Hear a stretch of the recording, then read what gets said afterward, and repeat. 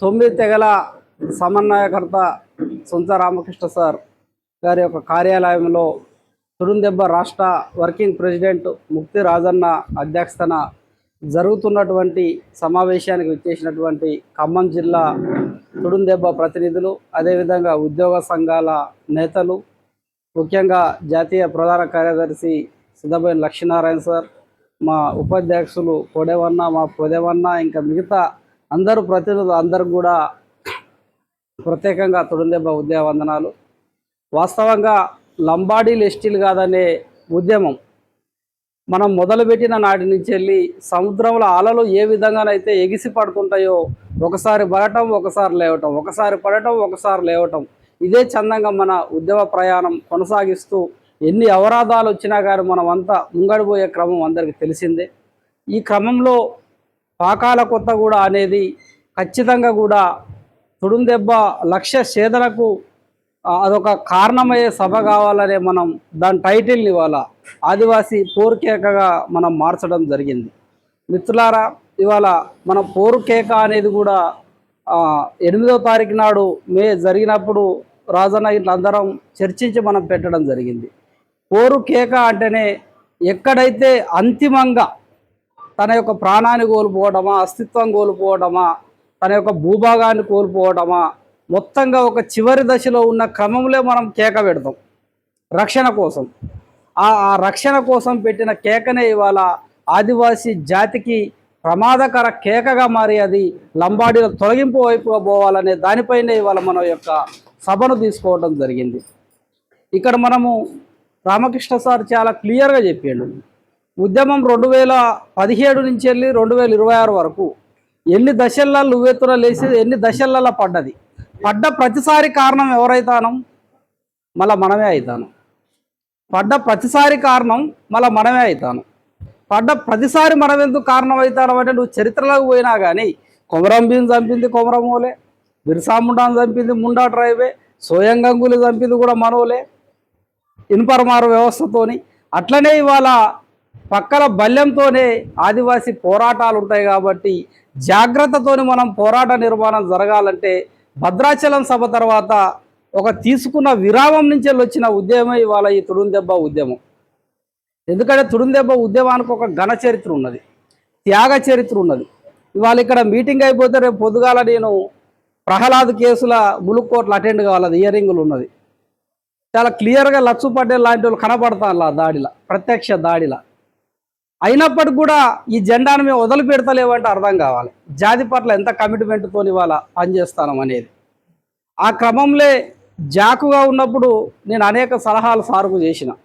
రమేష్ అన్న, నేను, మా కొడేమన్న ఇంట్లో ఫస్ట్ ఆళ్ళపల్లిలో మనం ర్యాలీ తీసినప్పుడు నేనే అన్న ఈ దెబ్బ మాత్రం ఉద్యమం తుడుందెబ్బతో వస్తలే, తుడుందెబ్బతో ఉద్యమం వస్తలే, కొద్దిసేపు తుడుందెబ్బ జెండా పక్కన పెట్టాలి, మనం జాకుకు వస్తుంది, అందరు కలిసి వస్తారు అనేది మనం మాట్లాడుకుందాం.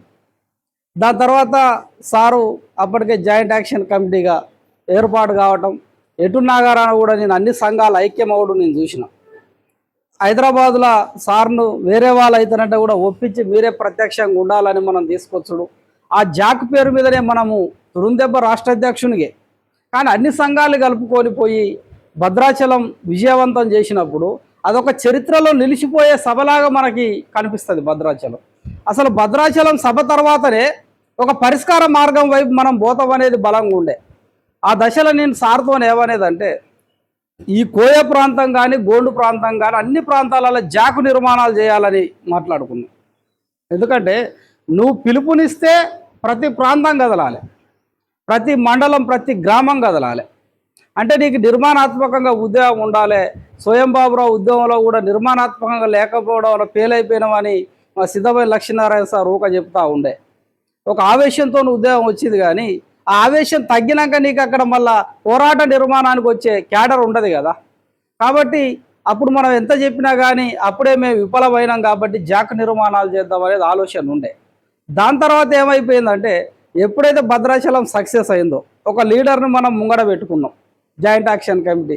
ఇక అందనంత స్థాయికి వెళ్ళిపోయింది. ఇక అందనంత స్థాయికి వెళ్ళిపోగానే ఆయన దగ్గర ఉన్న ఉద్యమానికి సంబంధించిన జాతికి సంబంధించిన, జాతి అభివృద్ధికి సంబంధించిన, లంబాడీల తొలగింపుకు సంబంధించిన ఉద్యమ గడుసును పక్కకు పెట్టి ఆయన చిన్న చిన్న లోపాలతోని వాళ్ళ కంప్లీట్గా పాతాళానికి దొక్కే కార్యక్రమాలు మనకు భద్రాచలం నుంచి మొదలైనవి.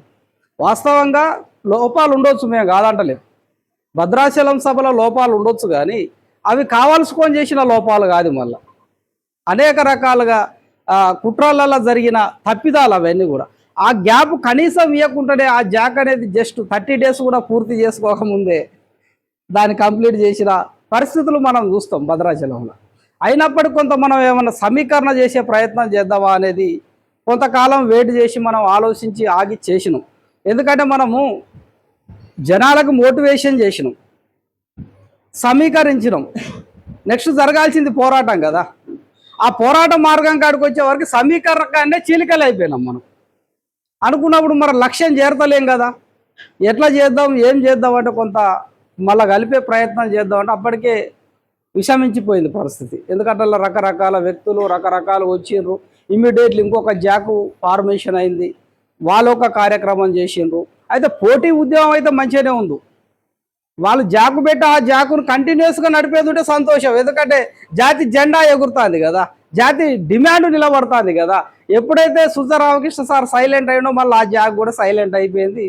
ఏటోలట్టు మళ్ళీ అడ్రస్ లేకుండా పోయిన పరిస్థితులు అయిపోయినాయి.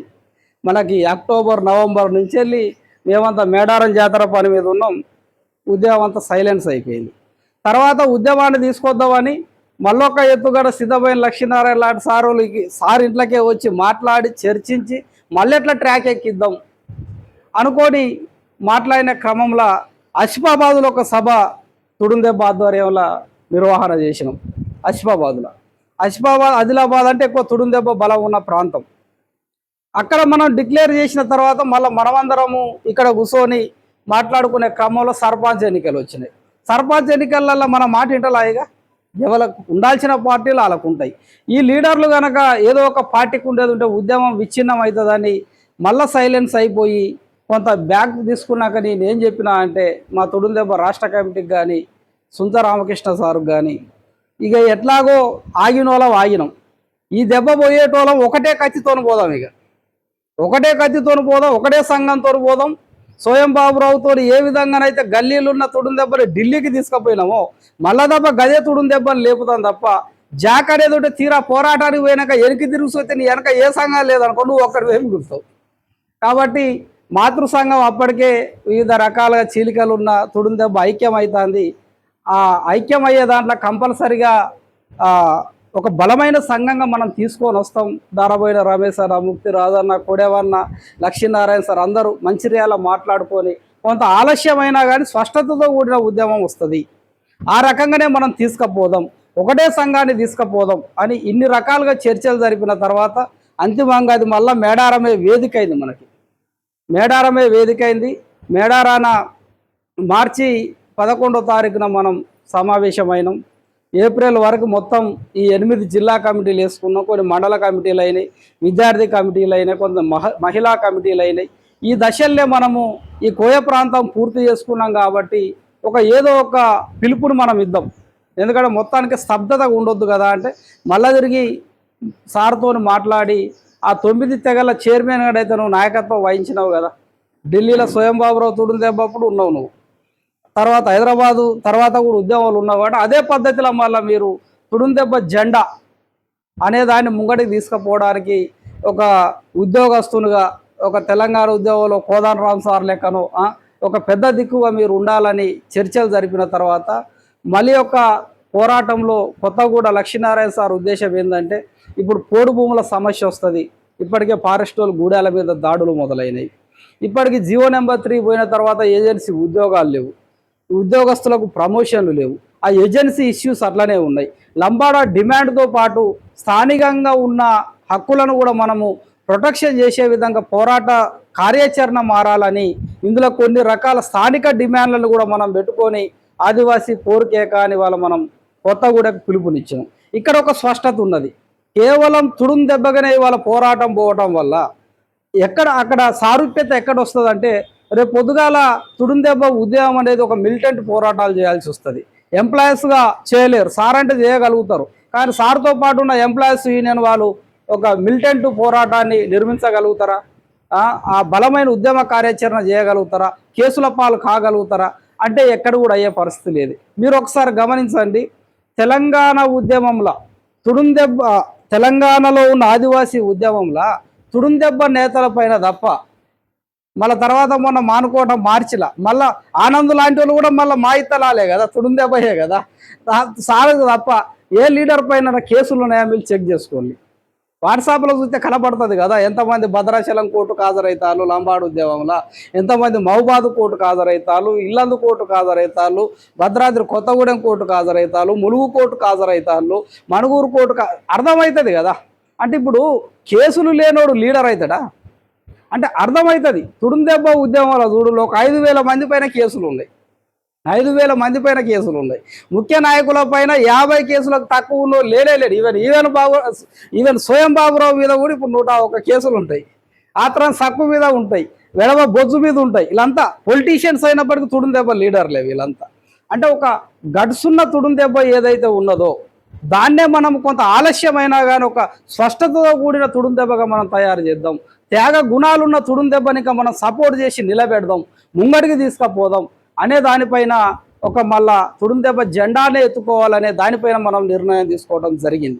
ఎందుకంటే ఆషామాషి సంఘమేం కాదు, తుడుందెబ్బలో లోపాలు ఉండొచ్చు మేము కాదంటలేము. తుడుందెబ్బలో కొంతమంది ఫ్రాడ్ చేసేటోలో, కొంత చీటింగ్ చేసేటోలో 1% 2% ఉండొచ్చు కాదంటలేం. కానీ ఇవాళ అత్యధికంగా జనాలు తిట్టేది కూడా తుడుందెబ్బనే, ప్రజలు తిట్టేది కూడా తుడుందెబ్బనే. ఎందుకంటే తుడుందెబ్బ అంటే ప్రేమ కాబట్టి నువ్వు పని చేస్తలేవని తిడతావు, ప్రేమ లేను అని తిడతావా? అంటే ఆ రకంగా మేము కమిట్మెంట్ చేసుకొని ఇవాళ ఈ సంఘాన్ని నిలబెట్టాలనే ఉద్దేశంతో మనం రాష్ట్ర వ్యాప్తంగా మేము తిరుగుకుంటా బలమైన కార్యాచరణ ఇస్తాను. రేపు పొద్దుగాల ప్రజా ఉద్యమమే కాదు, తెలంగాణ ఉద్యమంలో అనేక కోణాలు మనం చూసినాం. ట్రైన్ పట్టాలు ధ్వంసం చేసిండ్రు, జైలు బరో అన్నారు, జైలు బరోలకు ఇచ్చిండ్రు, బస్సుల్ని దగ్ధం చేసిండ్రు, ఐటీడీఏ రేపు పొద్దుగాల కలెక్టరేట్లను కాలబెట్టిండ్రు. మనకు ఆ పరిస్థితి వస్తుంది. అరే పోయి ఆ ఐటీడీఏకి నిప్పు పెట్టరాడు, పెట్టే లీడర్ కావాలా వద్దా? ఇప్పుడున్న సోకాల్ లీడర్లు ఎవరన్నా పోతాలా? సొక్క మాయొద్దు, చెమట రావద్దు. ఈ లీడర్లు నాకు పనిచేస్తారా? చేయనప్పుడు మరే ఏ బ్యానర్కి అయితే త్యాగ గుణాలు ఉన్నాయో, చచ్చిపోయారు కదా ఈ ఉద్యమంలో దెబ్బకట్ల నరసింగరావు లాంటి వాళ్ళు అనేక మంది తుడుందెబ్బ ఉద్యమంలో సచ్చేదాకా ఏ స్వార్థం లేక చచ్చిపోయిన లీడర్లు ఉన్నారు. అనుకున్నప్పుడు అటువంటి సంఘాన్ని ఇవాళ బలమైన సంఘంగా మనం తయారు చేసి ముంగడి తీసుకుపోయేది ఉంటే రేపు పొద్దుగాల సక్సెస్ రేటును సాధించవచ్చు. ఇవాళ టీఆర్ఎస్ పిలుపునిస్తే బీఆర్ఎస్ వాళ్ళు ఉండి లేతే పోయి అసెంబ్లీ మీద పడతారు, మన పోయి గవర్నర్ భవన్ మీద కూడా పడ్డారు, లాఠీ చార్జ్ దినాలు పడకపోయి జైల్లో బారేసిండ్రు. మరి అటువంటి యాజిటేషన్ లేకుండా లంబాడ సమస్యకు పరిష్కారం వస్తుందా? రేపు పొద్దుగాల మానుకోట పిలుపునిస్తాం, వాడు పర్మిషన్ ఇయ్యాడు, ఏదో ఒక సందులకెళ్ళి 1,00,000 మంది పోయి ఆ మానుకోటని ఎక్కడికక్కడ దిగ్బంధం చేసే పరిస్థితులు రావాలా వద్దా? అటు చూడంగానే ఇటు నుంచి ఇటు పారిపోయేటట్టు నడుతుందా?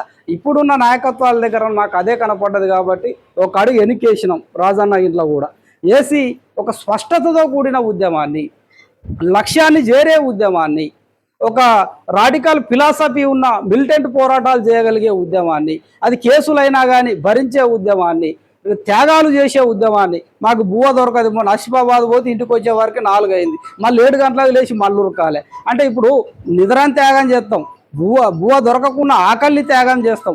అటువంటి లీడర్షిప్ను తయారు చేసుకోవడం కోసమే ఇవాళ ఒక అడుగు ఎన్నికేసి మనం తుడుందెబ్బ ఉద్యమాన్ని బలంగా తీసుకురావడానికి ప్రణాళికలో భాగంగా రామకృష్ణ సార్ను కూడా కొద్ది రోజులు ఆగుమని చెప్పడం జరిగింది. ఇప్పుడు మనం ఇక్కడికి వచ్చి మీటింగ్ పెట్టే ఉద్దేశం ఏంటంటే భవిష్యత్తులో జరగబోయే ఉద్యమానికి అది ఆర్థికంగా కానీ కొంత సపోర్టెడ్గా ఒక ఇంటలెక్చువల్గా అక్కడున్న ఉద్యోగస్తులది సమీకరణ కనుక చేయగలిగేది ఉంటే గ్రామీణ స్థాయిలోకి పోయి అక్కడ వాళ్ళు పోసే అంబలి గడక వాళ్ళు బండుకునే నులక మంచాలలో కూడా బండుకొని ఉద్యమ నిర్మాణం చేసే చైతన్యం అయితే మా దగ్గర ఉన్నది, ఆ ఓపిక ఉన్నది. కాబట్టి ఆ రకంగా ఉద్యమం ముందడికి తీసుకుపోయి ఈ దెబ్బ లక్ష్యం సాధించడమే లక్ష్యం. కాబట్టి దయచేసి నేను ముందుగాల ఉద్యోగస్తులకు విన్నవిస్తున్నా, దయచేసి వాళ్ళ ఉద్యోగస్తులే ముందు భాగంలో కదలాలే. మనకి జీవో నెంబర్ 3 తర్వాత ఇవాళ 6 సంవత్సరాలు మనం ఇవాళ అన్ని రకాల ఉద్యోగ హక్కులు కోల్పోయినాం. ఇవాళ నిరుద్యోగులు కూడా పట్టణాలల్లో ఇవాళ హైదరాబాద్ కానీ లేకుంటే మన వరంగల్ కానీ ఖమ్మం లాంటి పట్టణాలలో అనేక ప్రాంతాలలో కోచింగ్లు తీసుకుంటారు కానీ మీకు ఉద్యోగం ఎందుకు వస్తుందో మీకు అర్థమవుతలేదు. ఏజెన్సీ డిఎస్సీలు వచ్చినప్పుడు ఏజెన్సీ ఉద్యోగాలు ఉన్నప్పుడు ఒక 100 ఉద్యోగాలు షెడ్యూల్ ఏరియాలో 100 మనకు వచ్చేది. ఇప్పుడు రూల్ ఆఫ్ రిజర్వేషన్లో 317 జోనల్ సిస్టమ్ వచ్చుడుతోని అక్కడ ఉద్యోగాలు 6% వచ్చుడుతో మనకు 6 ఉద్యోగాలు వస్తున్నాయి. కాబట్టి మీరు చెమట ధార పోసినా కానీ ఉద్యోగాలు రాని పరిస్థితులు ఉన్నాయి. కాబట్టి నిరుద్యోగులు ఆలోచించాలి. ఇవాళ జూను ఇంకా కొద్ది రోజులలో ఫారెస్ట్ వాళ్ళకి దాడులు మొదలు పెడతారు. పోడు భూములకు పట్టాలు లేకపోయి వాళ్ళ కాంగ్రెస్ ప్రభుత్వం వస్తే పట్టాలు ఇస్తానన్నది ఈ రోజు వరకు కూడా పట్టాలు రాలేదు. ఒకవేళ పట్టాలు ఉంటే అటవీ హక్కుల చట్టం పట్టా ఉన్న భూమిలో కూడా ఇవాళ ఫారెస్ట్ వాళ్ళు స్ట్రెంచులు కొట్టి ఈ పట్టా చెల్లదనే పరిస్థితులు మనకి ఇక్కడ ఉన్నాయి. ఒకవేళ నిజంగానే పట్టా ఉన్నోని కంటే వర్షం ఎప్పుడు వస్తే అప్పుడు ఇవాళ ఆ పంట పండే అవకాశం ఉన్నది. కాబట్టి ప్రతి గిరిజన కుటుంబానికి ప్రతి పోడు భూమిలో ఇవాళ గిరి వికాస్ బోర్డులు ప్రభుత్వం నియమించాలనే డిమాండ్ కూడా మనం పెట్టినాం. ఇక్కడ రైతుల డిమాండ్ ఉన్నది, ఇక్కడ అటవీ పైన హక్కు డిమాండ్ ఉన్నది, ఇక్కడ నిరుద్యోగుల డిమాండ్ ఉన్నది, ఇక్కడ ఉద్యోగస్తుల డిమాండ్ ఉన్నది. అంతిమంగా ఐటీడీఏల ద్వారానే ఇవాళ ఉద్యోగాల భర్తీ ప్రక్రియ జరగాలి, సింగిల్ లైన్ అడ్మినిస్ట్రేషన్ పాలన నడపాలనేదే ఈ సభ యొక్క ఉద్దేశం. కాబట్టి దానికి ప్రధానంగా ఆ రాజకీయాలకి కేంద్రమైన గోదావరి పర్యాక ప్రాంతం అంతా కనుక కదిలి ఈ రోజున సభను మనం సక్సెస్ చేసుకునేది ఉంటే తెలంగాణ రాష్ట్ర ప్రభుత్వానికి కనువిప్పు కలిగి ఈ హక్కుల సాధన కోసం ఆలోచన చేసే అవకాశం ఉంటుంది. కాబట్టి దయచేసి కొత్తగూడ పోరుకేక సభను గుంజేడు ముసలమ్మ తల్లి సమక్షంలో జరిగే ఆ ప్రాంగణంలో జరిగే సభను విజయవంతం చేయాలనేది కూడా ఈ యొక్క సమావేశం నుంచి పిలుపునిస్తున్నాం.